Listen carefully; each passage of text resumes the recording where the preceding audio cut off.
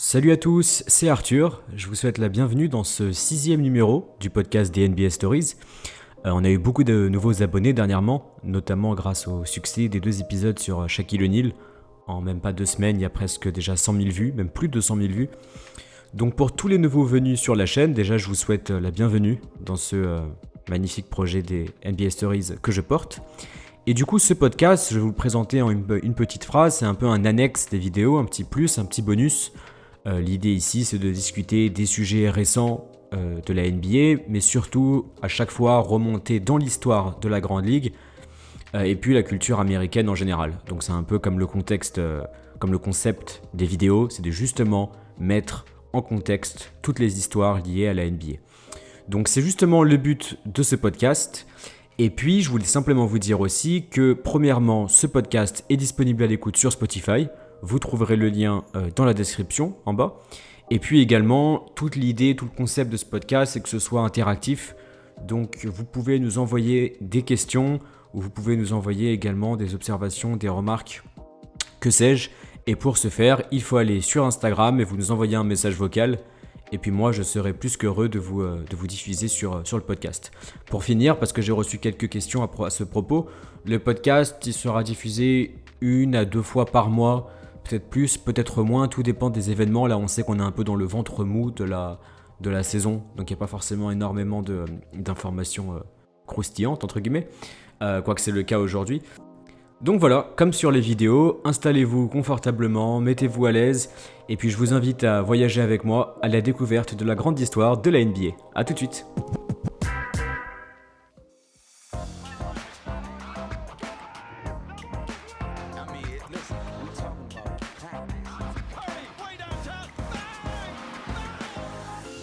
Salut à tous, je suis de retour avec Evrard. Salut Evrard. Salut Arthur, salut à tous.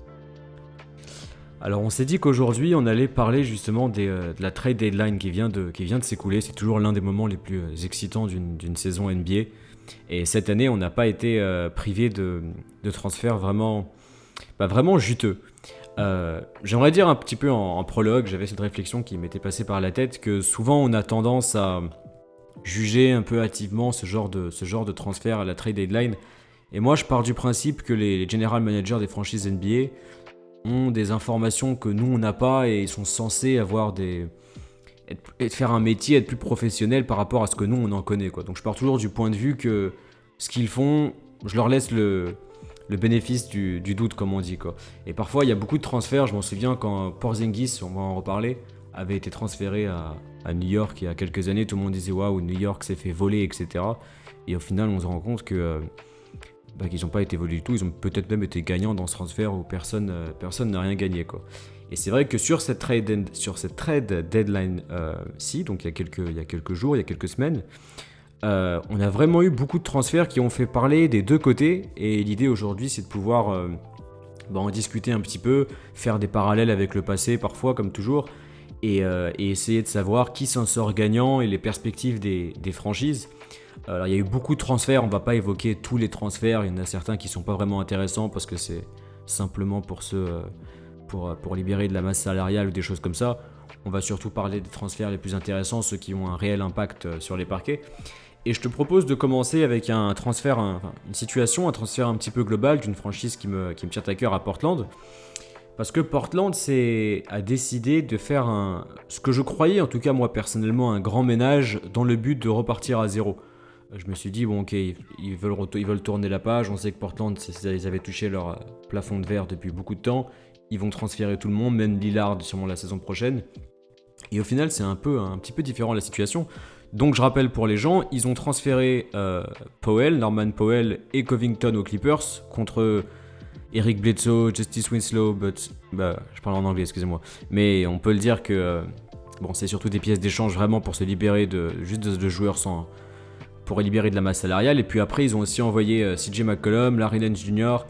aux Pelicans contre franchement pas grand-chose, Josh Hart, mais bon, c'est pas des joueurs de toute façon qui vont te faire gagner un titre, quoi. Donc on voit que par rapport à tout ça, leur but c'était de libérer de la masse salariale.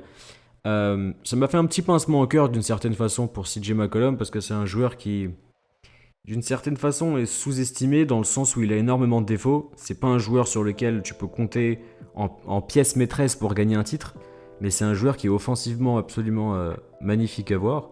Et je pense que c'est un joueur qui peut te permettre de gagner un titre lorsqu'il est entouré d'une bonne équipe, d'une bonne équipe, surtout avec la défense qui est son gros point faible. Dans le cas de Norman Powell, c'est un transfert difficilement compréhensible. On peut blâmer, c'était l'ancien management des Blazers parce qu'ils avaient Gary Trent Jr. qui aujourd'hui cartonne, c'est un jeune joueur. Ils l'ont transféré contre Powell pour finalement laisser Powell contre rien. Ouais. Donc ça fait un petit peu de la peine. Et puis, moi, du coup, je croyais pour finir que Lillard, ça sonnait un peu la fin, mais lui a dit dans une interview il y a quelques jours que son but était encore une fois de finir sa carrière aux Blazers. C'est super respectable que lui, titre ou pas titre, en gros, ce qu'il veut, c'est finir comme étant le plus grand joueur de l'histoire des Blazers, quoi. Et là, aujourd'hui, Portland a beaucoup de masse salariale libre, mais le problème, c'est que c'est un petit marché. Et c'est pas un petit marché qui va attirer des grands noms. Alors, est-ce que toi tu crois, parce que ça c'est vraiment quelque chose que j'ai du mal à comprendre, est-ce que tu crois que leur but c'est vraiment de libérer de la masse salariale et puis de faire venir un grand nom là pour gagner tout de suite avec Lillard? D'ailleurs, je sais pas quel grand nom parce qu'il n'y a pas beaucoup de free agents cet été. Ou alors que finalement qu'ils veulent, je sais pas, qu'est-ce qu'on peut faire avec Lillard et ses joueurs autour? Parce que ça gagne pas le titre, on est d'accord? On est d'accord, Portland a quelques talents. D'ailleurs, j'étais sceptique comme toi, mais Josh Hart, depuis son arrivée, fait des bons matchs, faut reconnaître. Et si Lillard arrive à rester, c'est juste sur ce nom-là qu'ils veulent capitaliser, à mon avis, en se disant on va attirer un grand joueur avec Lillard, qui a été considéré comme les top 75 de tous les temps. Et le doute que j'ai, c'est c'est un joueur qui a été régulier toute sa vie, mais là il commence à être blessé. Il va devoir se faire opérer, non? Il me semble, à la fin de l'année, quelque chose comme ça. Et Ouais. est-ce que un joueur, il y a beaucoup de joueurs sûrement dans la ligue qui ont envie de jouer avec Lillard, mais est-ce qu'ils vont pas être sceptiques au moment de prendre la décision au vu du physique de Lillard qui commence à baisser? Il doit avoir 32 ans maintenant, Lillard, non?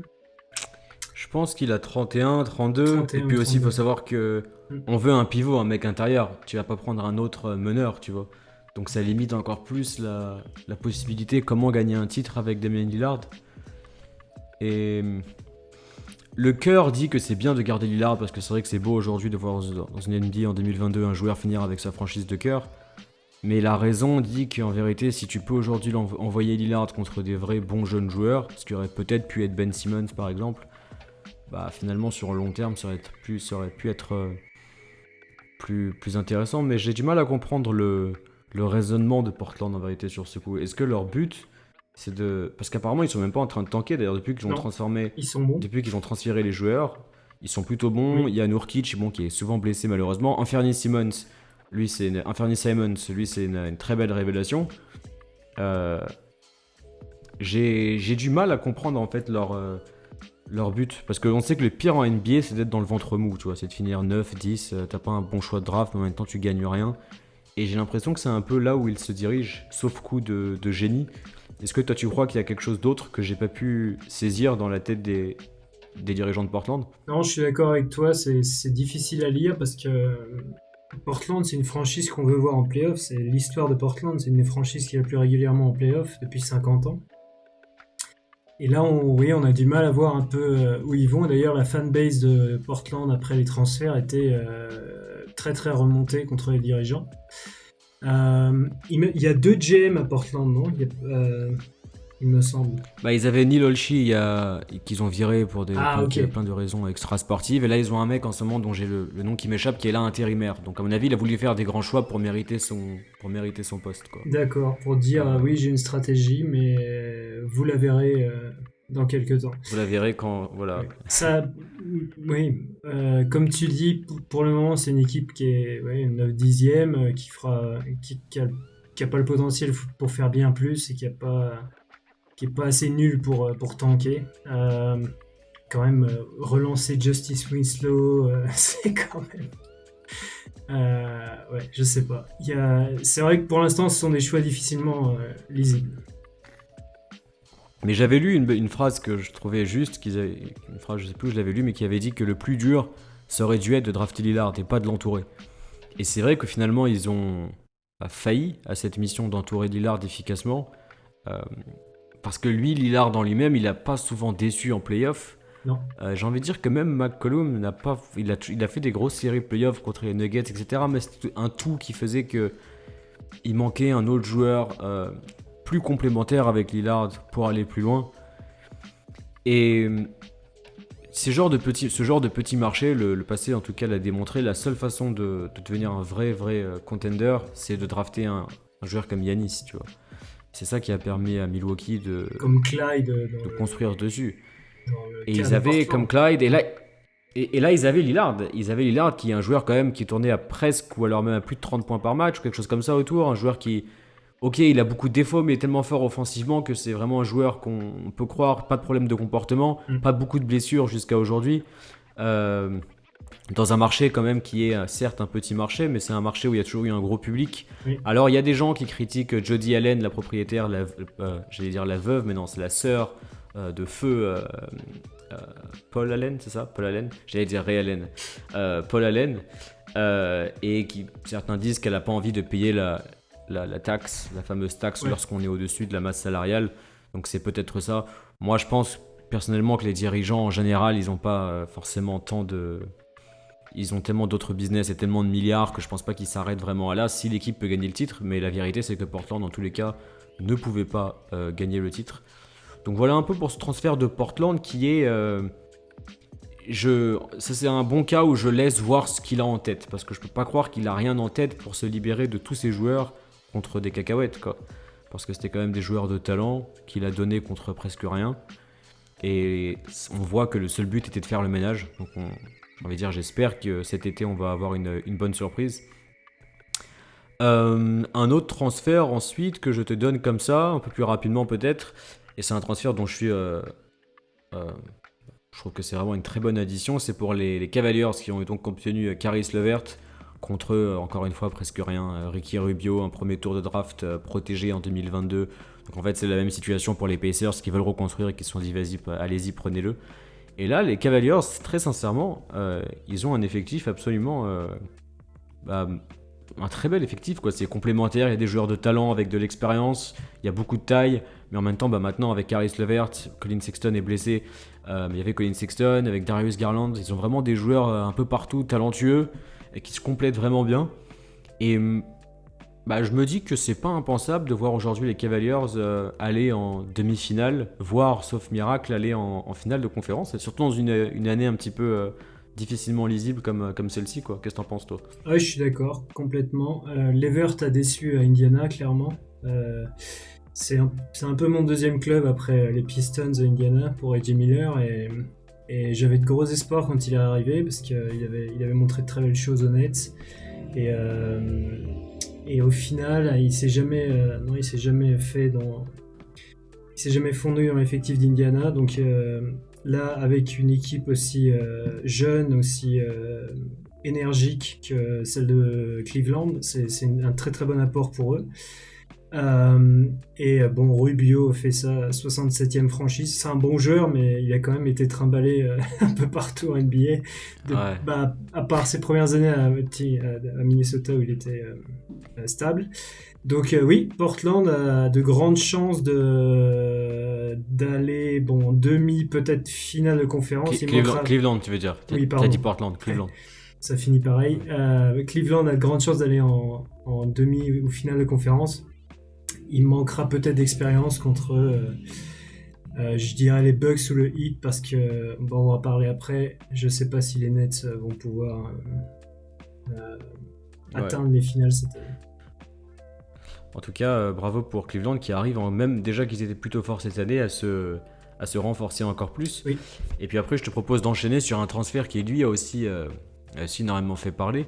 C'est donc les Sacramento Kings, une franchise habitués à la médiocrité, qui ont donc transféré Tyrese Haliburton, aussi Buddy Hield et Tristan Thompson, mais ça c'est un petit peu plus anecdotique, qui était un jeune joueur très prometteur, mais il faut savoir aussi qu'ils avaient De'Aaron Fox à peu près au même poste, et donc il fallait faire un choix. De l'autre côté, les Pacers, eux, ils sont sur une reconstruction totale, donc ils se sont dit, on va vous donner Domantas Sabonis, qui est un joueur qui, à l'heure actuelle, est un meilleur joueur, qui a déjà fait ses preuves, il est du niveau All-Star, donc ils sont transférés. Domantas Sabonis va aux Kings, le pauvre, et Tyrese Haliburton, lui, il va aux Pacers. Pour les Pacers, bon, eux c'est du gagnant parce qu'ils rajoutent un jeune joueur, ils avaient déjà des jeunes joueurs, ils veulent reconstruire. Donc leur but c'est d'être nul, de tanker cette année et peut-être même l'année prochaine. Pour les Kings, c'est vrai que c'est un choix encore... c'est un choix franc, un choix marqué. Mais imaginons qu'Haliburton ait une très belle carrière par la suite, on se dira encore les Kings ont merdé si je peux me permettre quoi. Et miser tout sur Sabonis, qui est pas non plus c'est un très bon joueur, mais est-ce que c'est vraiment le joueur qu'il faut pour gagner? C'est un choix c'est pas un mauvais choix pour moi, mais c'est un choix, encore une fois, il faut laisser le temps pour voir ce qui peut se passer. Mais les Kings, j'ai un peu cette impression que quoi que tu fasses, ça marchera pas quoi. Il y a un tout qui fait que la franchise est d'une certaine façon maudite quoi. Qu'est-ce que t'en penses? Ouais, les Kings, rappelons-le, n'ont pas fait les playoffs depuis 2006 ou 2007. Ça fait 15 ans qu'ils n'ont pas mis les pieds en playoffs et qu'ils font mauvaise décision sur mauvaise décision. Celle-là est difficilement compréhensible parce que j'avais de grands espoirs sur Aaron Fox quand il arrive en NBA. Et force est de constater qu'il a pas progressé depuis son arrivée, je trouve. Ça reste le même joueur. Il a progressé, mais disons qu'il a encore des grosses lacunes. Enfin, il a pas beaucoup de tirs, il a pas de défense vraiment. Donc c'est un peu un Westbrook-like pour le moment. Et on a vu avec Westbrook que c'est pas ce genre d'équipe qui t'emmène tout seul au titre quoi. J'aurais été les Kings, j'aurais plus construit sur Haliburton que sur Fox, mais bon, ça a été leur choix. Sabonis, c'est évidemment un talent qu'ils n'avaient pas, hein. Clairement, c'est selon moi un très grand joueur. Faut qu'il progresse en défense, c'est sûr, mais on en parlait pour Nurkic avant le podcast. Il faut qu'il se fasse plus respecter par les arbitres. et en défense, il deviendra meilleur, je pense. Et en ce qui concerne Indiana, il récupère 2 très bons joueurs parce que Buddy Hield, il est prévu pour...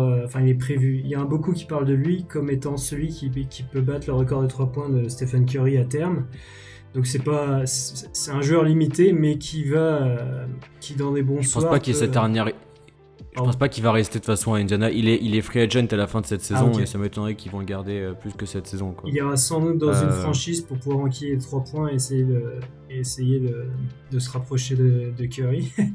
Et je savais pas de cette statistique par contre. J'ai entendu plusieurs fois des spécialistes dire que le prochain serait Buddy Hield. Il a déjà 29 ans, mais s'il se concentre que là-dessus, parce que c'est jamais un joueur qui va jouer dans une équipe qui jouera le titre, il pourra enquiller 3 points. Donc c'est 2 choix qui peuvent être gagnants pour Indiana comme pour Sacramento, ça je pense. On verra comment l'alchimie prend des 2 côtés. Mais il y a des possibilités de voir 2 équipes assez intéressantes dans le futur, honnêtement.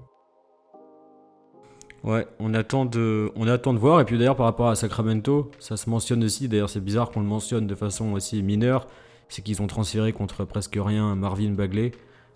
Et je rappelle que Marvin Bagley, il a été drafté en 2e position de la draft 2018. Pour ceux qui ne le savent pas, la draft 2018, c'est DeAndre Ayton, Luka Doncic, Jaren Jackson Jr., Trae Young, Colin Sexton, Mikal Bridges, Shai Gilgeous-Alexander, Miles Bridges. Et ben, ça fait quand même une belle liste de très bons joueurs. Encore une fois, les Kings se sont totalement troués quoi. Ouais, parce que Bagley, lui, régresse pour le coup. Il régresse. Et tu sais, j'ai vu je bosse sur un épisode dans le futur, tu le verras et vous le verrez. Ils avaient interviewé Vlade Divac, qui était donc le general manager des Kings après la draft, et quelqu'un lui a dit pourquoi est-ce que tu as choisi Bagley au lieu de Doncic, en sachant que les deux sont ex-yougoslaves. Pas Bagley effectivement, Doncic et Divac. Ouais. Et Divac a dit, je traduis vite fait dans ma tête, meilleur joueur et meilleur fit pour l'équipe. C'était un choix facile. Il dit mot pour mot, c'était un choix facile. C'est un meilleur joueur et un meilleur fit pour l'équipe. Bon, Vlade Divac a été licencié depuis pour faute grave a priori quoi. Et donc c'est encore une bourde de la part des Kings. Et puis ensuite on va parler d'une je sais pas si on peut appeler ça une bourde, mais ça en a tout l'air. Les Mavericks, du coup, qui ont envoyé Porzingis aux Wizards contre Spencer Dinwiddie et David Bertans. À mon avis, c'est surtout qu'ils ont envoyé Kristaps parce qu'ils en pouvaient plus. Donc ils étaient prêts à prendre n'importe quoi un peu contre lui. Et je m'en souviens, c'est ce que j'avais dit en préambule, quand ils avaient pris Porzingis, tout le monde disait waouh, les Knicks, regardez ce qu'ils ont perdu, ce grand talent et tout. Et ça n'a jamais marché avec Doncic, il a eu beaucoup de blessures, son jeu a beaucoup de défauts, un manque d'investissement. Et donc ils ont préféré tourner la page rapidement. Et les Wizards, eux, c'est un peu... Enfin, je sais pas ce qu'ils vont en faire vraiment avec Kristaps, est-ce qu'ils vont vraiment miser sur ce type. Mais bon, j'ai l'impression que la suite de sa carrière, en tout cas en tant que tête d'affiche ou joueur de niveau All-Star permanent, ça me paraît un peu compromis aujourd'hui, quoi. Qu'est-ce que t'en penses ?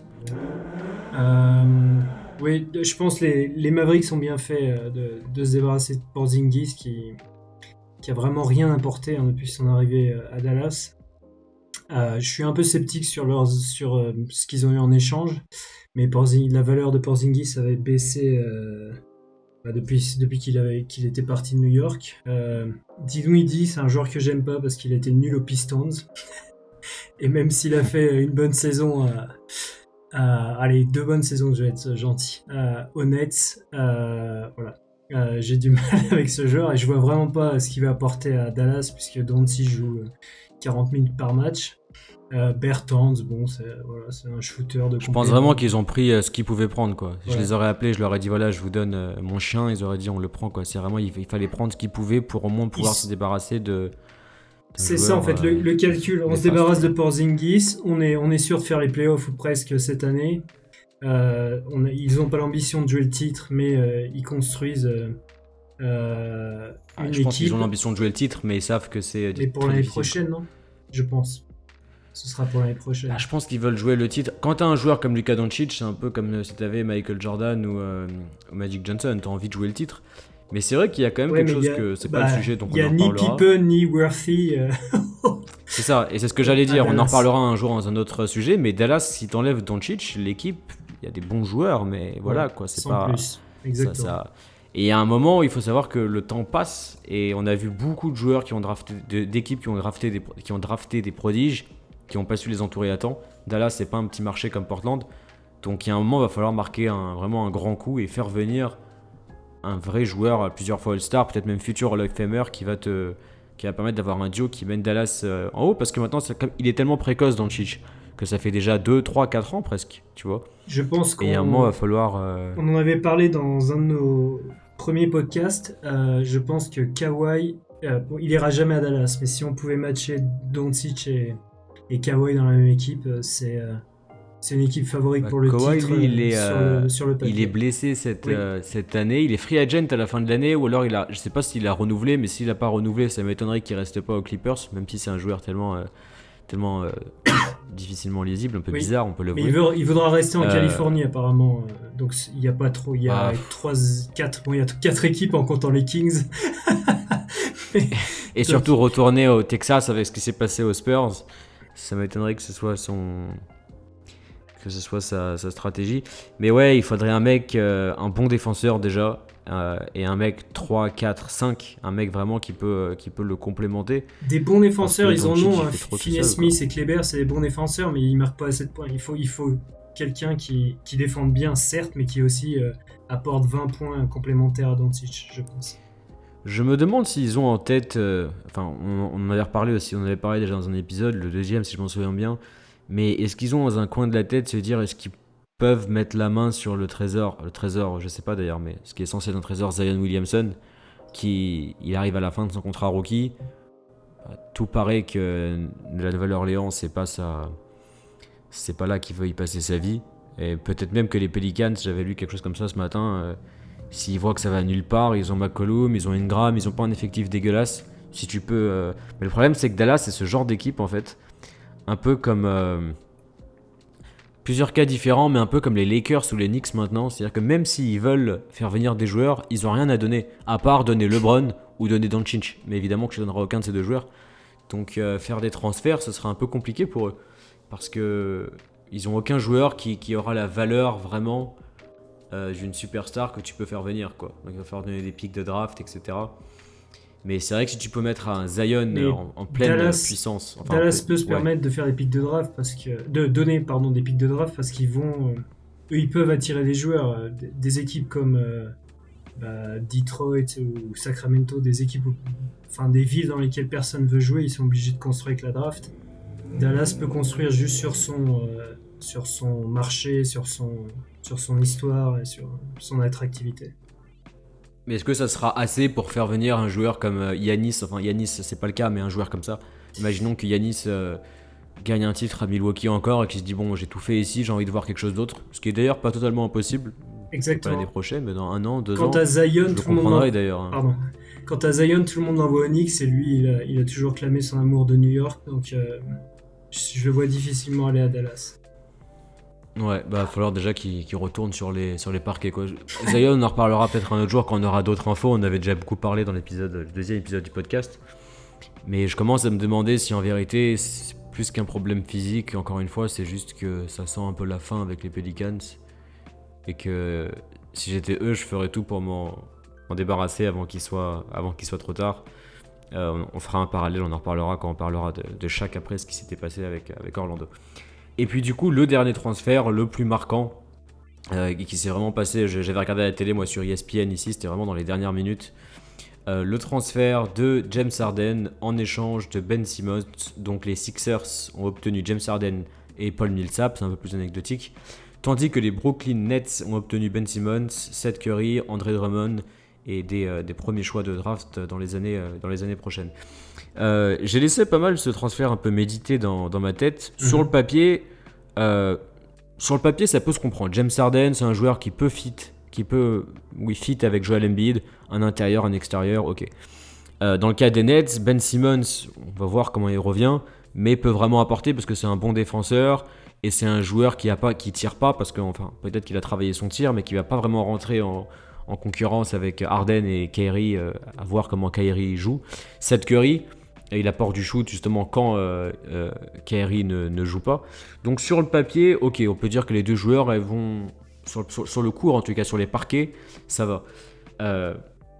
Le problème, c'est qu'en fait, je me suis dit que s'ils l'ont fait les Nets, c'est parce qu'ils savaient sûrement que James Harden n'allait pas prolonger l'année prochaine en plus de ça. Donc ils se sont dit on va pas le perdre pour rien, autant le donner. Tandis que les Sixers se sont dit James Harden va prolonger chez nous, alors que Ben Simmons il est en train de pourrir dans les vestiaires. Il est en train de pourrir les vestiaires et dans le vestiaire. C'était une situation qui était néfaste pour tout le monde, quand il fallait l'envoyer quelque part. Mais c'est un cas où les Sixers, pour moi, jouent un peu leur va-tout, parce que finalement, s'ils ne gagnent pas le titre avec Embiid ou Harden, dont la carrière est sur une pente ascendante. Mais est-ce que c'était volontaire parce qu'il était malheureux, entre guillemets, à Brooklyn, ou alors est-ce qu'il perd vraiment du niveau? Mais disons que si Harden revient pas à son meilleur niveau, mais à un très bon niveau, c'est-à-dire un mec, on voit qui te met 30 points par match, quoi. Et Embiid reste à son niveau actuel, qui est un niveau monstrueux. Je sais pas si c'est assez, mais avec toutes les étoiles alignées, ça, c'est pas impensable en tout cas de penser en titre. Et finalement, c'est tout ce qu'on peut demander à une équipe NBA, quoi. Qu'est-ce que t'en penses ? Je pense que effectivement Philadelphie fait tout pour gagner cette année. Il faudra voir comment Tobias Harris prend l'arrivée de Harden, parce qu'il va devoir laisser des shoots, il va devoir s'employer plus en défense pour compenser les lacunes de Harden à ce niveau-là. Je pense à un bon gars, Tobias Harris. C'est pas le gars qui ce sera pas Ben Simmons. il va pas faire grève et il va probablement se dire, parce que lui aussi doit avoir Harden doit avoir 31 32 ans, Harris doit avoir 29-30 ans, c'est pas cette année ou jamais, mais vu la forme de Embiid, vu la forme de Harden, que si c'est pas Harden, on sait pas son niveau, quoi. Oui, mais il apportera toujours plus que Simmons qui joue pas, non. Donc ça c'est certain. A priori, quoi. Je pense de la part de Philadelphie, c'est gagnant. C'est probablement eux qui ont gagné le trade. Les Nets qui récupèrent Simmons, pourquoi pas. On verra ce que ça donne. Après, avec les blessures, avec Kyrie qui joue un match sur deux, avec un effectif très vieillissant. Bon, déjà, la fin de Harden aux Nets, ça a prouvé le fracas complet de la stratégie Irving, Durant, Harden, parce qu'au final, ils auront joué 16 matchs 16 matchs ensemble. ensemble. Avec 13 Ouais. victoires, effectivement. S'ils avaient pu jouer ensemble 82 matchs, ils auraient été probablement monstrueux.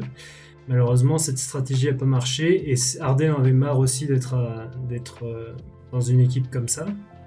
Et les Nets récupèrent Simmons, très bon défenseur, une excellente vision du jeu.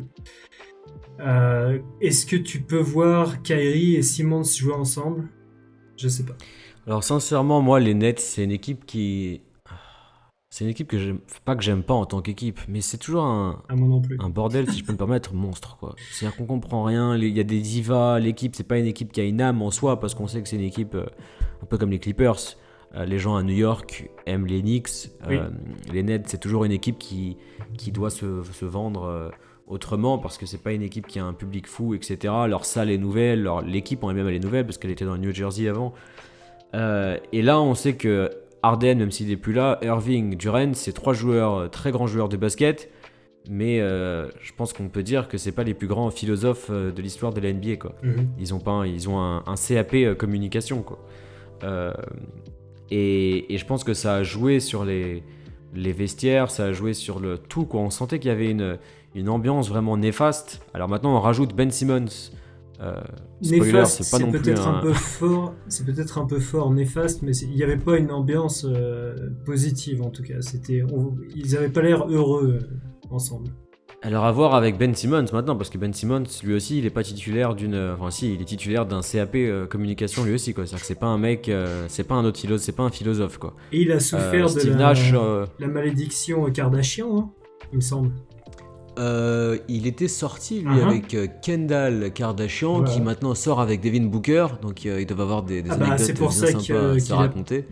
C'est pas elle qui est passée sur tout le monde, plus ou moins sur Chris Humphries, sur la moitié des Non, gens NBA. Chris Humphries, c'est Kim Kardashian, Ok. je crois. Et Je suis pas un grand Tristan spécialiste, hein, Thompson. j'invite les...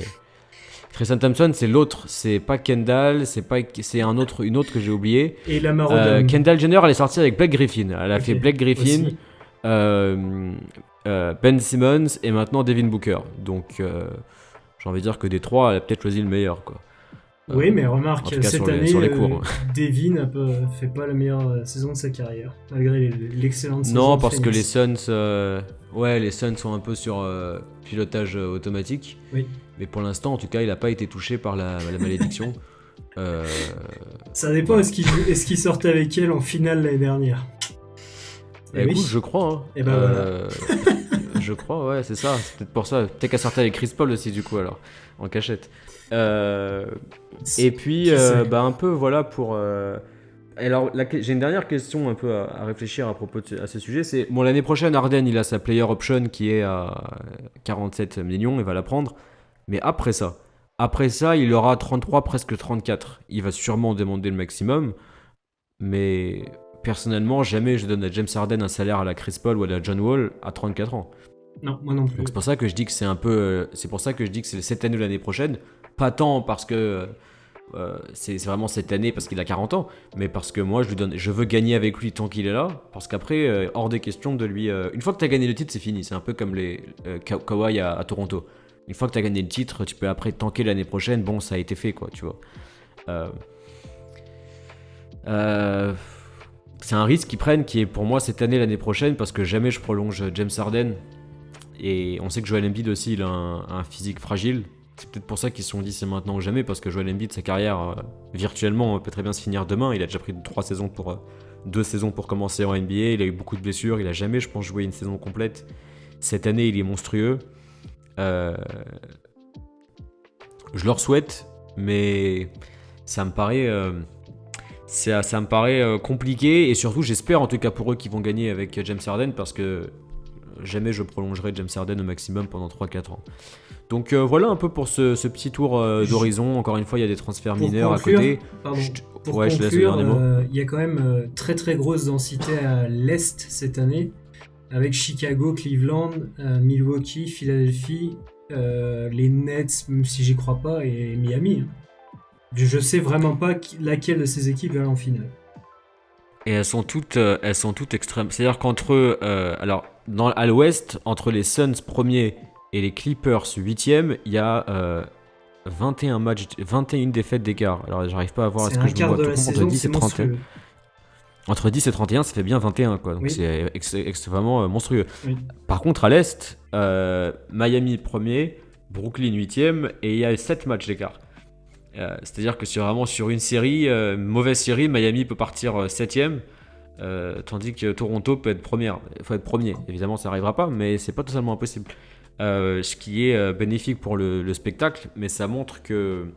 Je pense aussi que c'est un peu trompeur, parce qu'il y a des équipes comme Milwaukee qui s'en foutent de la saison régulière, et ils sont là pour gagner le titre. Donc si vraiment ils donnaient tout, ils seraient premiers, mais ils se disent, bon, on gagne, on perd, on gagne, on perd. De toute façon, on est censé être plus fort que tout le monde, tu vois. Complètement d'accord. Mais ça va être vraiment amusant de savoir qui va se sortir de ce combat. Oui. Miami, ils ont de l'expérience, ils ont du talent, mais bon, cette saison, on n'en parle pas énormément, peut-être à tort. Chicago, il manque un peu d'expérience tous ensemble. Cleveland, de la jeunesse, mais ça manque d'expérience. Philadelphie, comme on l'a dit, eux, ils jouent le titre. Milwaukee, ils jouent encore plus de titres, c'est des favoris. Boston, Toronto, non, j'y crois pas. Et Brooklyn, à voir comment Ben Simmons revient. Alors, petite dernière parenthèse pour finir. Ben Simmons, les Nets jouent les Sixers le 10 février. La logique voudrait, surtout mentalement, qu'il ne joue pas. Il a une blessure, c'est une blessure imaginaire, il est blessé. Mais un jour ou l'autre, il va devoir rejouer à Philadelphie. Et je suis sûr qu'il en fait des cauchemars, il n'arrive pas à dormir. Ça va être un véritable cauchemar pour lui de se prendre tous les fans qu'il d'abord l'avait insulté depuis des mois dans l'enceinte. Mais si j'étais lui, finalement, je jouerais ce match-là, parce que vaut mieux que ce soit un match banal de saison régulière que ce soit un match de playoff. Oui, ça, tu marques vraiment l'histoire, quoi. Vaut mieux qu'il fasse un jour ou l'autre, qu'il y aille, qu'il se fasse démonter, qu'il reçoive des tomates sur la tête. Et puis après, est-ce que tu as en tête, toi, dans l'histoire de la NBA, un joueur comme ça, qui est parti de façon extrêmement bruyante d'une franchise, en y ayant joué? Pas comme, par exemple, Steve Francis à Vancouver, mais vraiment un joueur qui est parti... le plus iconique, c'est quand LeBron a quitté Cleveland. Son retour à Cleveland, c'était... c'est ça, mais il est déjà un peu le roi là-bas, quoi. Il pouvait se dire... c'est ça. À la fin, alors il me semble, c'était peut-être pas dès le premier match, mais je sais qu'à son retour au premier match, il s'est fait siffler, insulter, tout le monde l'a pourri, et il s'est fait applaudir à la fin du match parce qu'il avait fait un grand match. Mais je suis pas sûr que ce soit dès le premier match. Donc il y a eu lui, il y a sûrement eu d'autres traîtrises dans l'histoire de... Enfin, traîtrises, ça fait mauvais fort. Dans le cas de Ben Simmons, non. Dans le cas de Ben Simmons, non. Le mot n'est pas fort, le mot est juste. Mais oui, il y a sûrement d'autres exemples. J'en ai pas un qui me vient en tête là. En tout cas, bonne chance pour lui. Voilà pour ces transferts. Je vous invite, chers auditeurs, à répondre dans les commentaires si vous avez justement des informations, des remarques ou même des choses. Comme je l'avais déjà dit dans un épisode, tout ce qu'on dit c'est parfois improvisé parce qu'il y a beaucoup de dates, beaucoup de joueurs, etc. Que ce soit dans l'histoire ou aujourd'hui. Donc si jamais on fait une erreur ou quoi que ce soit, n'hésitez pas à nous le notifier. Je joue un petit jingle et puis après on va revenir pour parler d'un autre grand joueur. A tout de suite.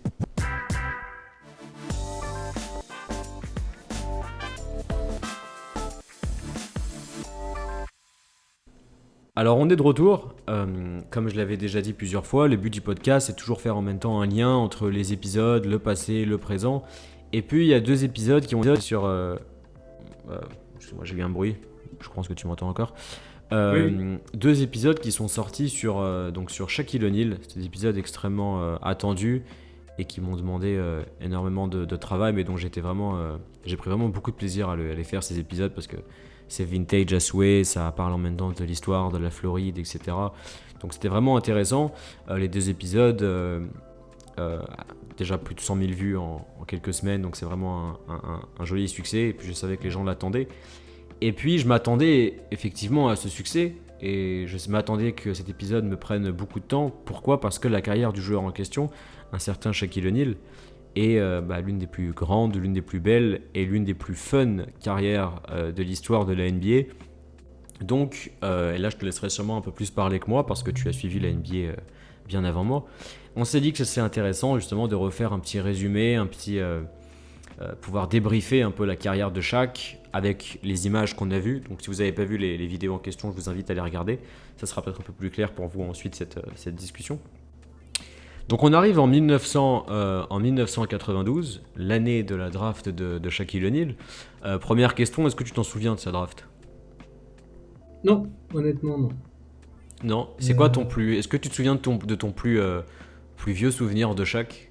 Mon plus vieux souvenir, c'est les finales, c'est ses premières finales contre Houston. Donc avant, t'en avais déjà entendu parler, enfin je pense que tu avais déjà entendu parler, mais est-ce que tu avais déjà vu des matchs ou vu des images ? À cette époque, ça se... Alors j'ai une question à te poser, les premiers souvenirs de Shaq, je pense pour tous, c'est les explosages, ce mot n'existe pas mais vous comprendrez, de panneaux réguliers.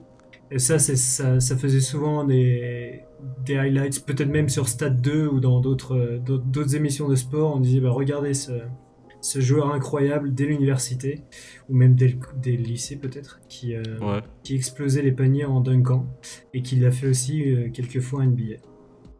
Et donc Shaquille O'Neal, lui, il est drafté en 1992 par le Orlando Magic. Donc toi qui avais suivi justement la NBA en France à cette époque, est-ce que tu t'en souviens du Orlando Magic avant Shaq, ou c'est vraiment une franchise que tu as connue à travers Shaq, quoi ? Je pense que les Français ont découvert le Orlando Magic avec Shaquille O'Neal effectivement, et Penny Hardaway aussi qui était populaire en France par la suite, mais on a vu fleurir des maillots des Magic à l'époque, des baskets Shaq qui étaient chez Converse, chez des Reebok. Chez Reebok. Et quand Jordan a pris sa première retraite à la mort de son père, je pense que Shaq, avec Penny aussi, Penny était très populaire en France. Disons le duo Shaq-Penny est devenu très populaire en France. Mais à l'époque c'était pour la conférence Est, il y avait pas d'autres vraiment grandes stars à part moi qui aimais Reggie Miller. Et puis ce qui est fou, c'est qu'on a vu des joueurs très spectaculaires, un peu à la Larry Johnson à Charlotte, mais non seulement Shaq était un joueur extrêmement prolifique en termes de points marqués, un joueur extrêmement spectaculaire, un joueur extrêmement sympathique, attachant, il a ce côté bon gros géant, mais en plus, après, il est drafté en 1992, et en 1995, ils vont en finale. On en a parlé justement dans les vidéos, avec les fameux lancers francs ratés de Nick Anderson. Avec ou sans ça, Houston avait plus de chance dans tous les cas, il manquait d'expérience au Magic. Mais c'est-à-dire qu'une franchise dans un tout petit marché comme Orlando réussit à aller en finale dans les années 90 assez compétitive, même si c'était l'année où Michael Jordan venait juste de revenir.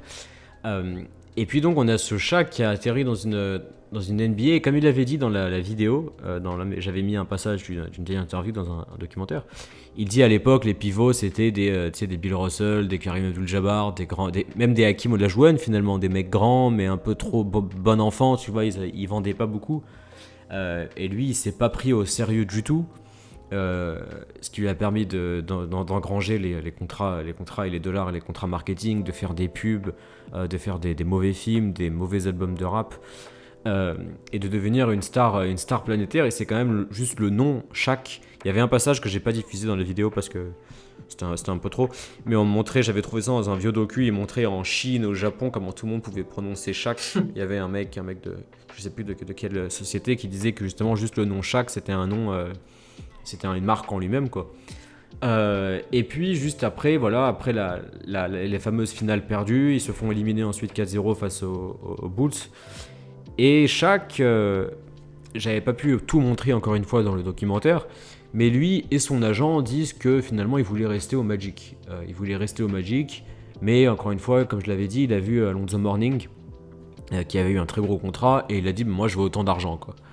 Et pour une raison qui est vraiment extrêmement difficile à comprendre, le Magic ne voulait pas, à une époque où la NBA était moins, il y avait moins de dollars qui coulaient donc à flot, donc peut-être qu'ils étaient un peu plus soucieux de la façon dont ils utilisaient leur porte-monnaie.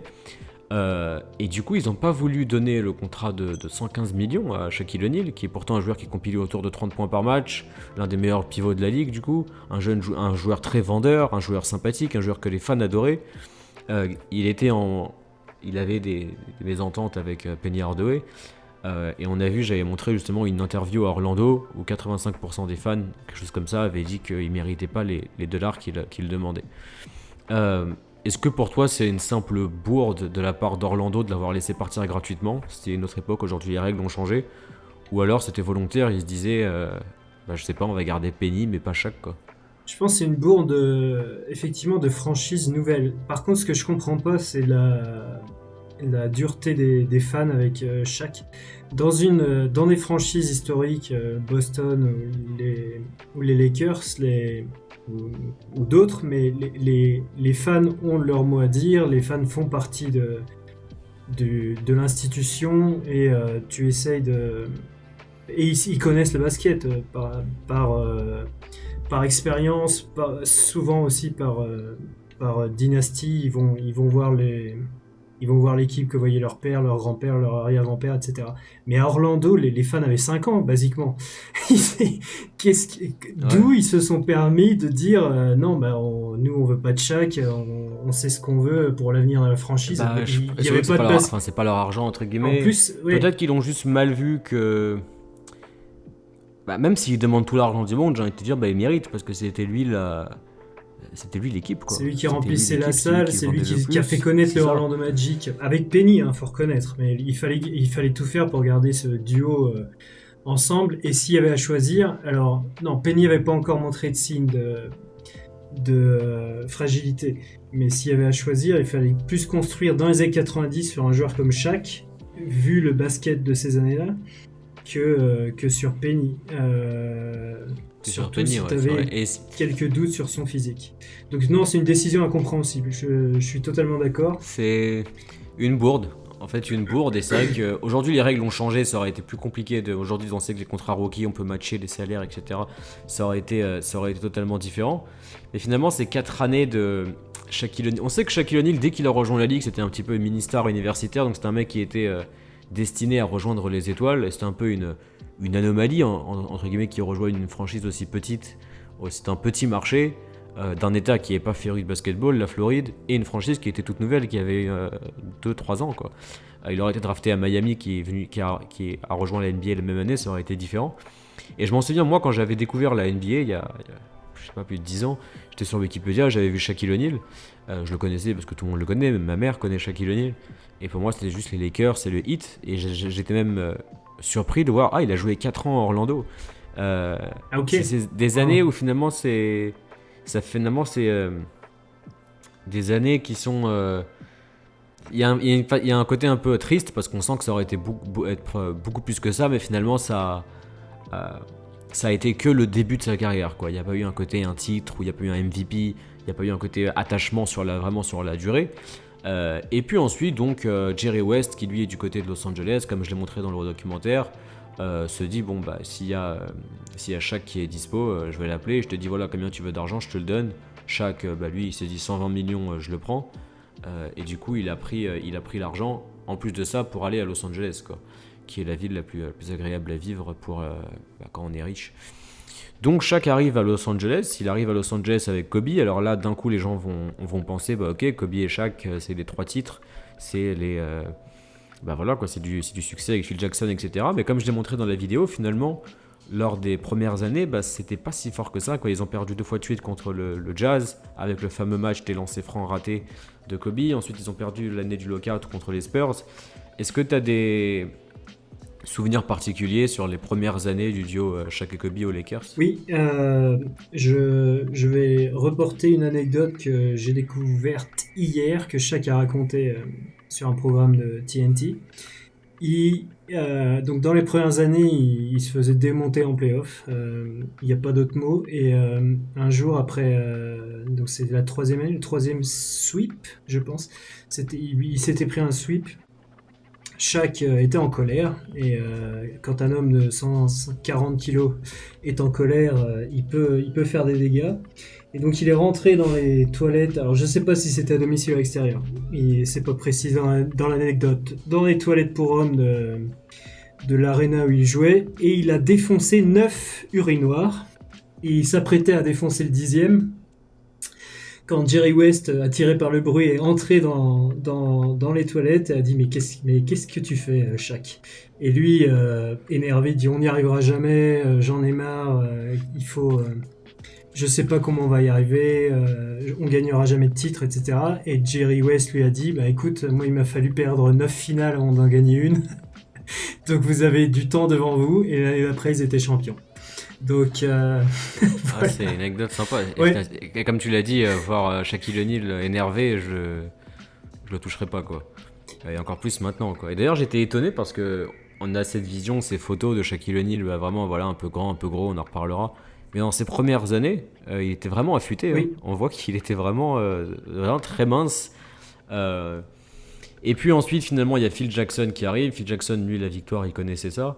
Et puis le duo Kobe et Shaq, ils gagnent 3 finales. Ces 3 finales qui sont pas...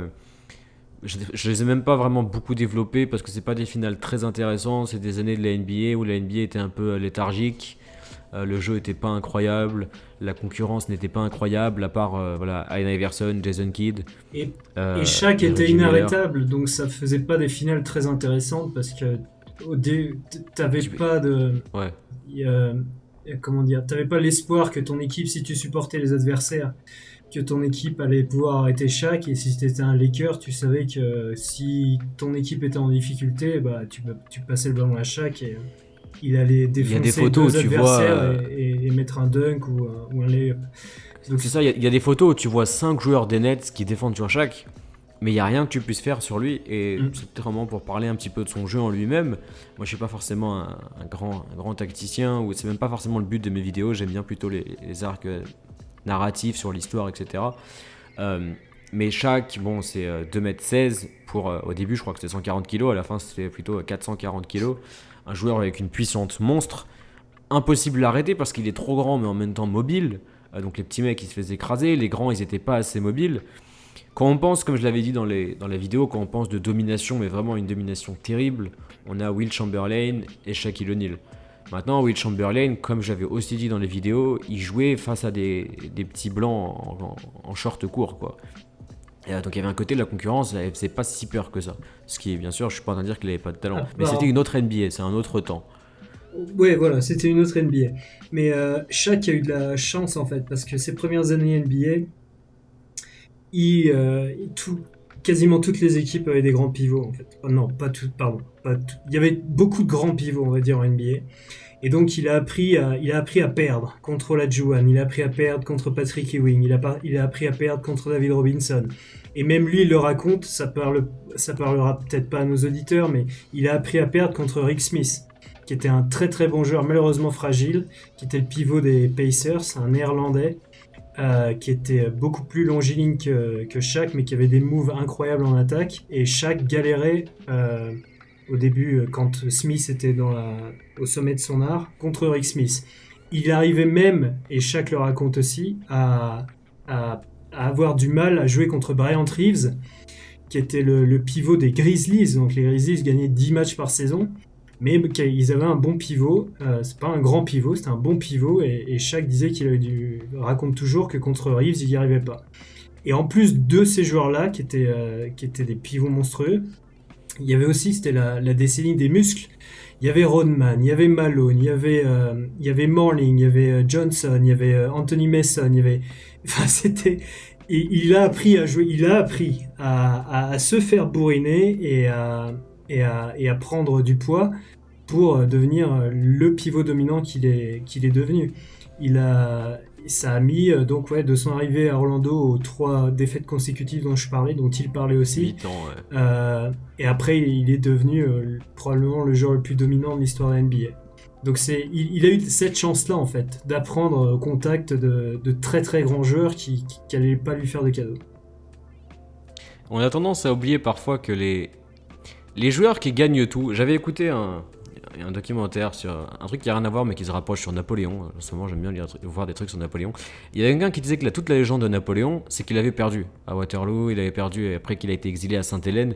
Et quand il y a quelqu'un qui gagne tout, bah finalement, un peu comme Bill Russell, bon, tu gagnes tout, on le voit un peu comme un grand vainqueur, mais c'est pas la même légende qu'un Michael Jordan qui a buté sur les Pistons, ou que LeBron James qui a perdu plein de finales, qui a connu beaucoup de déceptions avant de finalement gagner, et dont aussi Shaquille O'Neal qui s'est vraiment, comme tu as dit, cassé les dents sur des joueurs avec plus d'expérience avant de finalement réussir à gagner les 3 titres.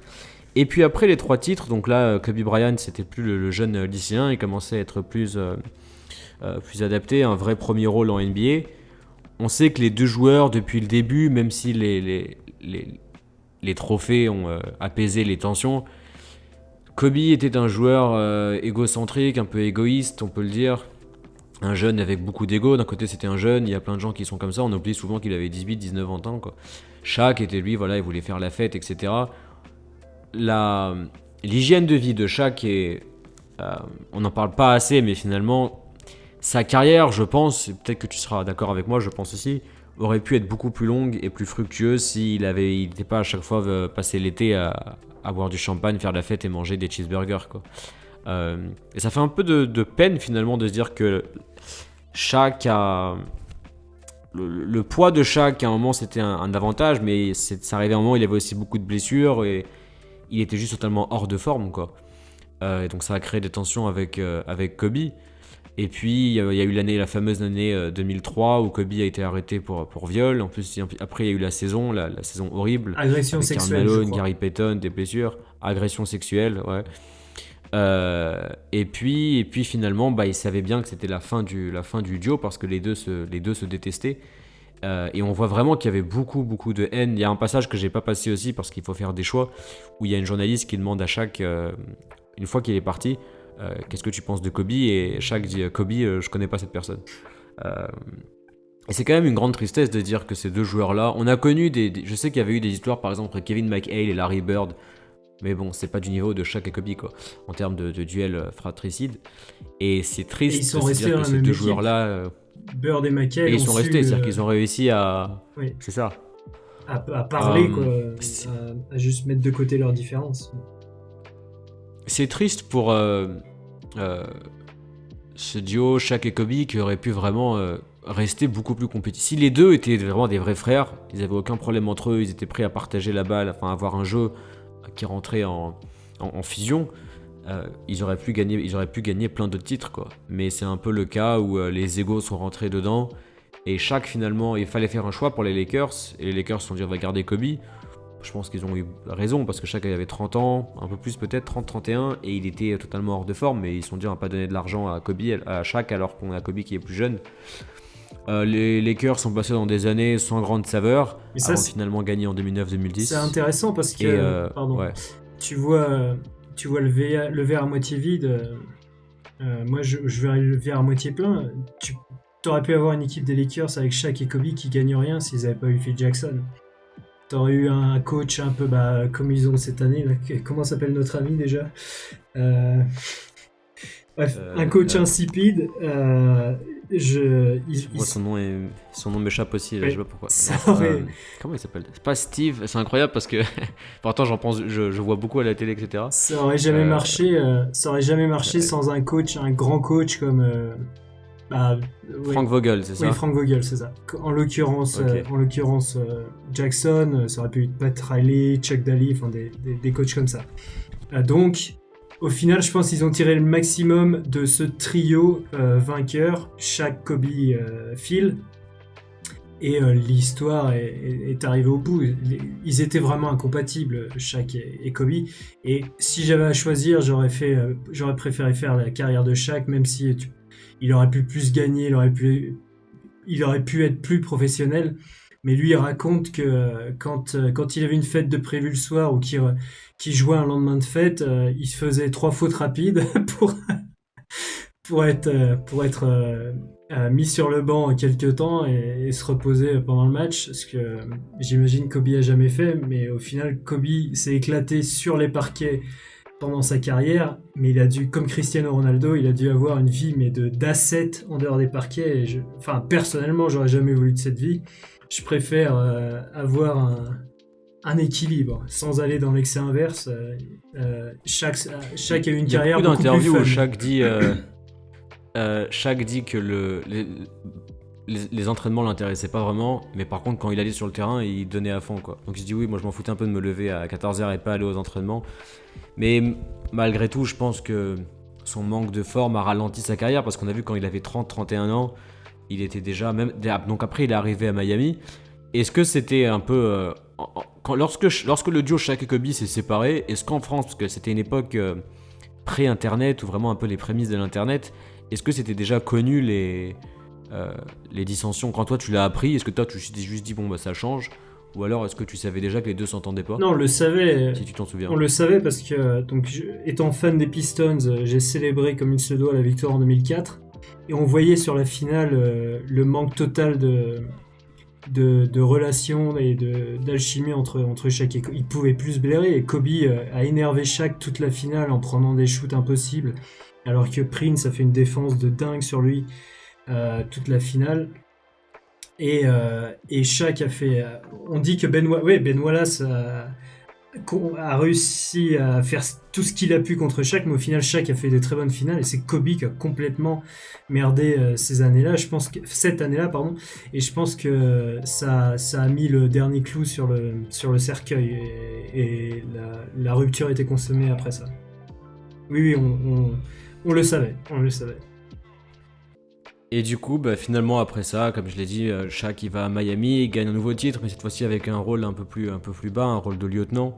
C'était plus le même, mais il gagne un titre du coup avec Dwayne Wade. Il est content, il dit qu'il gagne 4 titres. Kobe en gagne 5 finalement. Et il y a beaucoup d'interviews que j'avais montrées dans la vidéo où Shaq dit que son but c'était vraiment de finir comme étant le meilleur pivot de tous les temps. Et du coup, pour finir ce sujet sur Shaq, est-ce que selon toi, Shaq est le plus grand pivot de tous les temps? Sinon, tu le placerais où dans, on va dire, un top 3? Pour le clin d'œil, il a fini par gagner un titre à Miami avec The Morning, qui est la personne responsable de son départ d'Orlando. C'est quand même... La boucle était bouclée. C'est vrai, ouais. Oui.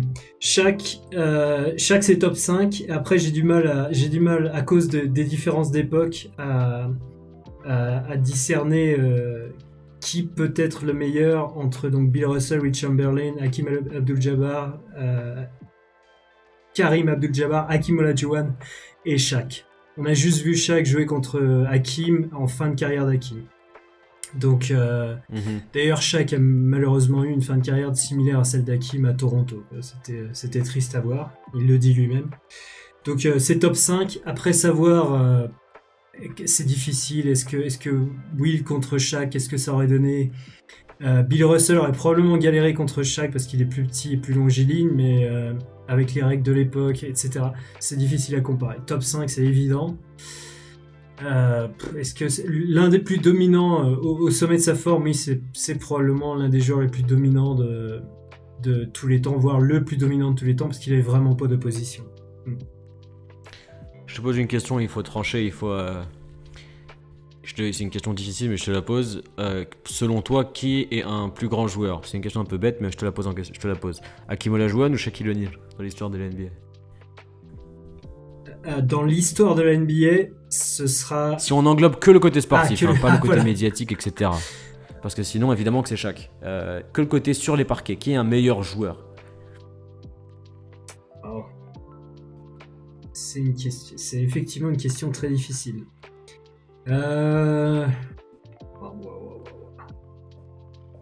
Allez, pour lancer le débat, je vais dire Hakeem. Comme ça, on verra les supporters de Shaq me contredire. Je pense dans les qu'Hakeem s'appuyait moins sur ses qualités physiques, donc innées. Il avait un côté... quoique Shaq avait aussi un très beau jeu de pied, etc. Mais Hakeem avait peut-être un peu plus de QI basket. Mais bon, et sans être c'est un peu... Shaq, ouais. On oublie souvent le côté défensif de Shaq, qui était pas si mauvais en défense. Hakeem était un meilleur défenseur, mais Shaq était pas si mauvais en défense. On a tendance à sous-estimer cette partie-là de son jeu. Il a dû être 3 fois All Defensive, je pense, et il était pas si mauvais. Hakeem était meilleur que lui en défense. En attaque, Shaq était plus dominant, un de meilleurs stats en carrière, mais Hakim avait une variété de moves qui moi me plaisait plus esthétiquement. Voilà. Toi, tu dirais qui ? Bah écoute, voilà, c'est si on prend la carrière qui est un plus grand joueur, je mettrais Shaq. Parce que pour moi, quand on pense de plus grands joueurs, c'est sur les parquets, sur la popularité, c'est le côté médiatique, c'est un tout. Dans ce cas-là, je mettrais Shaq. Oui. Si on se dit vraiment sur les parquets, Shaq a plus explosé tout le monde. Mais sportivement, peut-être Hakim, parce que comme tu as dit, il avait une plus grande variété, il s'appuie un petit peu moins sur son physique. Mais bon, c'est un débat un petit peu débile. Dans tous les cas, c'était juste pour le clin d'œil. Ensuite, pour finir ce podcast, on a une section un petit peu connue, enfin une section qu'on fait depuis le début. C'est tu nous présentes un joueur de l'histoire de la NBA qui est méconnu, sous-estimé et qui pourtant mériterait qu'on lise son article Wikipédia ou qu'on regarde quelques highlights sur YouTube. Donc voilà, je te tends la perche pour une petite minute et je te laisse nous présenter le joueur méconnu de ce numéro.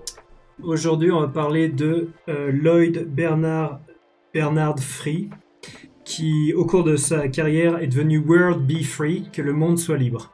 Je ne sais pas si tu as déjà entendu parler de ce joueur. Est-ce qu'il jouait aux Sixers ? Il a effectivement joué aux Sixers au début de sa carrière, tout à fait. Et maintenant, il travaille aux Sixers. Il est cadre chez les Sixers. Donc, oui, c'est bien lui.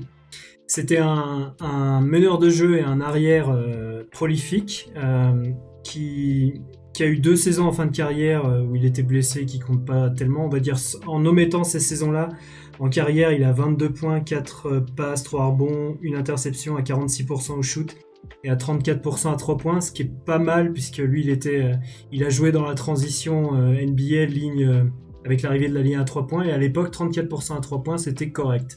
Parce qu'il y avait peu de joueurs qui étaient habitués à prendre des shoots à l'appel comme aujourd'hui.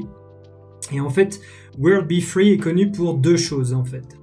Il est connu parce que le premier match de l'histoire de Magic Johnson, donc avec les Lakers, il a joué contre World Be Free, qui jouait à l'époque aux San Diego Clippers. Ils étaient à San Diego, je crois. Et c'est un match iconique parce que je pense que tout le monde a vu cette image. C'est le match où Kareem Abdul-Jabbar fait un winning shot en faisant un skyhook de la ligne des lancers francs. Et Magic lui tombe dessus, lui saute dans les bras alors que c'était juste un match de saison régulière. Et dans ce match, World Be Free a défoncé Magic Johnson puisqu'il a mis 46 points, 7 rebonds, 5 passes et 7 interceptions à 66% au shoot. Et je suppose que c'est l'année rookie de Magic Johnson, c'est ça ? Exactement, c'était son premier match en NBA. C'était le premier match en NBA de Magic Johnson. Ouais. C'est ça. Et cette saison-là, World Be Free, je complète parce que j'ai en face de moi, il a quand même 30 points de moyenne par match. Exactement. Et ce qui est assez incroyable. Et il doit faire, c'est la seule fois où il a été au NBA et il était 2e meilleur marqueur de cette année derrière George Gervin. Et il a même pas fait le All-Star Game cette année, je crois. Ou il a fait le All-Star Game, il l'a pas fait l'année d'avant, il était à 29 points de moyenne aussi. Il y a une histoire comme ça. Et la deuxième chose pour laquelle World Be Free doit rester dans l'histoire, c'est parce qu'il a sauvé la franchise de Cleveland. Pourquoi ? Parce que Cleveland, la NBA voulait s'en débarrasser, parce que c'est une équipe où il n'y avait pas de spectateurs. Ils faisaient des audiences de junior high, de collège ou de lycée. Personne n'allait voir les Cavaliers. Et de 79 à 84, je crois, ils n'ont pas fait les playoffs. Pendant 5-6 saisons consécutives, ils n'ont pas fait les playoffs. Et à l'époque, il y avait moins d'équipes qu'aujourd'hui, donc c'était illogique que ça arrive. Et la NBA voulait retirer la franchise des Cavaliers à Cleveland. Jusqu'à ce qu'en 84-85, pour sa 3e saison à Cleveland, World Be Free porte l'équipe sur ses épaules et emmène Cleveland malgré un record négatif en play-off où ils se sont fait sweeper par les grands Boston Celtics. Mais il a sauvé cette franchise parce qu'il avait un jeu très très... vous pourrez aller voir des highlights. Il avait un jeu très très... on dit pas excitant en français, mais très très fun à voir. Il avait une une détente sèche de 44 pouces. Alors, je sais pas si tu peux faire la conversion de tête. Il avait... il y a écrit ici qu'il avait une détente verticale de 1m10. Voilà. Il savait très bien dunker, il faisait 1m88. Et il avait des dunks. À l'époque, il y avait beaucoup il y avait Julius Erving, il y avait lui, il y avait beaucoup de dunkers un peu différents du reste de l'NBA. Il en faisait partie. Et en qualifiant tout seul, parce que si tu regardes l'équipe qu'il y avait cette année-là, je connais pas les autres joueurs. J'ai regardé, il y a 6 joueurs en gros à 10 points et plus dans cette équipe. Il y en a un, Johnny Davis, qui avait été champion avec les Blazers l'année de son année rookie. Les autres ont jamais été All-Star, ont jamais été All-NBA, ont jamais été défensifs, ont jamais rien fait de leur carrière. Et lui, cette année-là, donc emmené les Cleveland en playoff, 84-85, après 7 ans sans playoff. Et il a sauvé la franchise, puisque l'année d'après, ou même cette année-là, Cleveland a commencé à être sold out. Et après, il y a eu la génération Mark Price, Brad Doherty et Larry Nance. Après, il y a eu évidemment LeBron. Donc, c'est grâce à lui, pour les fans de Cleveland qui nous écoutent aujourd'hui, qui sont devenus fans avec LeBron, c'est grâce à World Be Free que vous pouvez continuer à voir des matchs de votre équipe préférée. Et c'est un super mec. Aujourd'hui, il a des free basketball clinics, donc des camps d'entraînement de basket gratuits pour des enfants défavorisés. Il fait des conférences aussi auprès des enfants défavorisés, etc. Et il travaille aux Sixers. Voilà. Donc je voulais parler de lui merci aujourd'hui. Pour cette. Je me permets de compléter quelque chose. Tu as dit qu'en 84-85, Cleveland, ils n'avaient pas de joueur que tu connaissais. Tu as oublié Ben Pocket.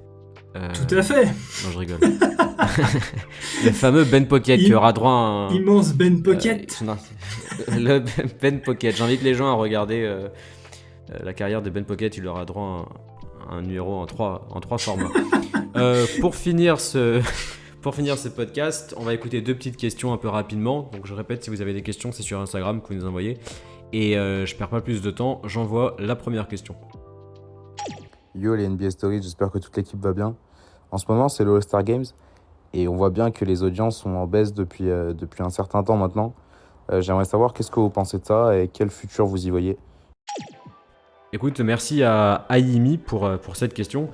Le All-Star Game, c'est pas facile d'en parler parce que je pense qu'on a tendance à le voir un peu comme un événement sportif comme à l'époque. Je pense finalement que ça s'est transformé en un simple spectacle qui intéresse plus forcément grand monde. Et ils ont beau essayer de tout changer. Les joueurs, je pense qu'ils jouent que pour l'argent finalement. Et c'est simplement de l'exhibition. On sait qu'il y a aussi par exemple, il y a le All-Star Game au baseball et au hockey aux États-Unis qui intéresse vraiment personne. Et ils ont aussi le Pro Bowl au football américain qui est une parodie de football américain qui intéresse personne. Donc c'est un peu un problème global de ces matchs où les athlètes sont déjà extrêmement fatigués mentalement et physiquement. Et donc pour le futur du All-Star Game, je pense qu'ils essayent de se réinventer à chaque fois, mais je pense juste qu'il faut qu'ils et qu'on comprenne que finalement c'est un spectacle très passable, réservé aux fans, j'ai envie de dire un peu hardcore de la NBA. Et personnellement je le regarde pas. Et ça m'étonnerait pas même qu'un jour qu'il le limite encore plus pour permettre aux joueurs de se reposer. Qu'est-ce que t'en penses toi, Evra ? Ouais, je suis complètement d'accord. Les derniers bons All-Star Games étaient dans les années 2000. Depuis, c'est devenu un show. Effectivement, c'est un spectacle qui n'a rien à voir avec le basket. Il y a eu des tentatives depuis quelques années de le moderniser. Mais là, je suis sûr, le match est en cours pendant qu'on parle. Il y a déjà 200 points inscrits à la mi-temps. Donc c'est ridicule. Il y a 94-93. Et on n'est pas encore à la mi-temps. Donc c'est pas du basket. Parfois, il y a des concours qui sortent de l'ordinaire, des concours à 3 points, des concours de dunk qui sont vraiment sympas à voir. Mais ça prend 8 minutes à regarder sur YouTube. Et pour ceux qui suivent la NBA de loin, peut-être voir... de temps en temps des matchs de rookies quand ils ont décidé de jouer, ça permet de découvrir quelques joueurs. Mais si on ne voit aucune image du All-Star Game pendant le week-end et qu'on voit quelques highlights des concours pas des matchs le lundi, c'est suffisant. Je regarde, pareil, je suis comme toi, je m'intéresse plus au All-Star Game depuis des années. On regarde d'un œil, quoi. Donc voilà, je joue une autre question. Salut les NBA Stories. En fait, je vous demandais si vous croyez que les Sacramento Kings, un jour, ils peuvent peut-être quitter la ville. Voilà, merci. Merci à Mathis pour cette question. Sacramento, c'est une franchise qui est Sacramento Kings. Donc les Kings, c'est une franchise, comme on l'a dit avant, qui est maudite depuis maintenant 15 ans. Et à part la belle période Chris Webber, etc., c'est une franchise qui a été mauvaise dans les années 80-90, qui est très mauvaise depuis. Donc c'est un peu une parenthèse dorée d'une équipe qui est maudite, qui est enfouie dans la médiocrité. Je suis en train de travailler justement sur un épisode sur ça. Je peux délivrer une petite anecdote. Pourquoi la NBA s'est installée à Sacramento ? Sacramento, c'est pas une ville. Même aujourd'hui, quand je rencontre des Américains qui viennent de Sacramento, eux-mêmes quand ils me disent je suis de Sacramento, tu leur réponds désolé, quoi. C'est-à-dire que même pour les Américains eux-mêmes, c'est une ville qui a rien d'incroyable, rien de sexy pour un sou. Et en fait, la NBA avait décidé d'aller là-bas parce qu'ils aimaient bien les marchés où il n'y avait aucune concurrence frontale avec la MLB, le football américain. On parle dans les années 80, donc la NBA était vraiment moins populaire. Et ils se sont dit que à Portland, ça avait très bien fonctionné. Parce qu'il n'y avait pas d'autres franchises à Portland. Et du coup à San Antonio aussi, donc il y avait un public fort, il y avait une bonne ambiance, pas de concurrence, donc c'est pour ça qu'ils sont partis à Sacramento. Est-ce que la franchise partira ? Non, je ne crois pas, parce qu'en 2013 ils étaient tout près de partir à Seattle, en tout cas d'être revendus, mais finalement ils ont voté contre et ils ont fini par construire une nouvelle salle. Et on sait que finalement les salles aux États-Unis c'est un peu un contrat sur long terme parce que c'est des investissements avec la ville, des engagements, etc. qui sont là pour 10, 15, 20 ans avec des contrats de sponsoring, tout ça. Donc non, je pense pas que la franchise de Sacramento bougera maintenant. Le futur de la franchise de Sacramento, je le vois pas du tout sur les parquets, hein, je le vois pas brillant du tout. Est-ce que tu as quelque chose à ajouter toi là-dessus, Evra ? Non, je pense que la franchise va rester à Sacramento, en effet, mais je les vois pas s'améliorer dans les années à venir. Dans une conférence dont les deux conférences sont devenues difficiles. Et est-ce que tu as déjà mis les pieds à Sacramento ? Parce que je me dis que c'est un peu comme Canberra en fait en Australie. C'est une ville avec des bâtiments d'affaires et après 18h il se passe rien, et si quelqu'un éternue à 20h il prend un PV pour tapage nocturne. Ouais, alors ça c'est un peu le cas de beaucoup de centres-villes aux États-Unis. On a tendance à croire que les centres-villes américains sont un peu comme les centres-villes en France où il y a, tu sais, je vais pas dire le PMU du coin, mais c'est là que tout se passe. Souvent, les centres-villes aux États-Unis sont en vérité à partir de 20h quand les bureaux sont fermés. D'ailleurs, on sait par exemple downtown Los Angeles, ça change un petit peu aujourd'hui, mais on dit même qu'il faut pas y être. Oui, Il faut que les bureaux sont fermés parce que c'est rempli de junkies, etc. Sacramento, je m'étais arrêté sur la I-5, l'autoroute qui va de Vancouver à Tijuana.